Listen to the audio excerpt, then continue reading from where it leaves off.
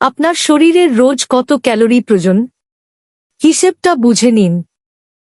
Number 1, আমাদের শরীরের সঠিকভাবে কাজ করার জন্য প্রতিদিন একটি নির্দিষ্ট পরিমাণ ক্যালোরি প্রয়োজন।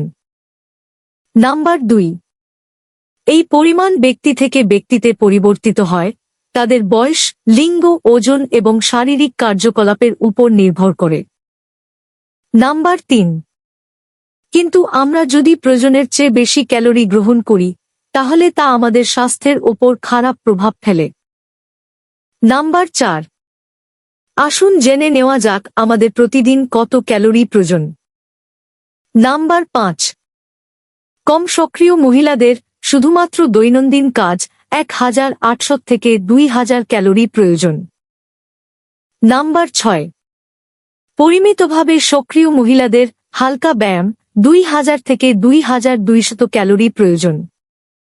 নাম্বার 7, খুব সক্রিয় নিয়মিত ব্যায়াম বা শারীরিক পরিশ্রম মহিলাদের 2200 থেকে 2400 ক্যালোরি। নাম্বার 8, পুরুষদের ক্ষেত্রে কম সক্রিয় 2000 থেকে 2400 ক্যালোরি।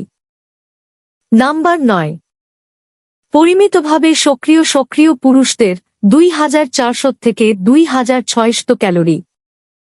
নাম্বার 10, খুব সক্রিয় পুরুষদের ক্ষেত্রে 2600 থেকে 3000 ক্যালোরি।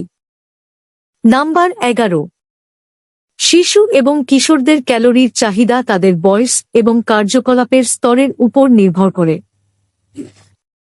সাধারণত 1000 থেকে 3200 ক্যালোরির প্রয়োজন হয়। ভিডিওটি দেখার জন্য ধন্যবাদ।